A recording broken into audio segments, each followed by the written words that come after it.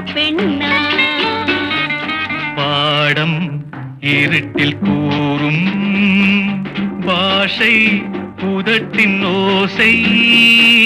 பாடம் இருட்டில் கூறும் பாஷை உதட்டின் ஓசை. நான்கு விழியல்லவோ பேசும் மொழி அல்லவோ. என்னோடு என்னென்னவோ ரகசியம் உன்னோடு சொல்ல வேண்டும் அவசியம். சொல்லத்தான்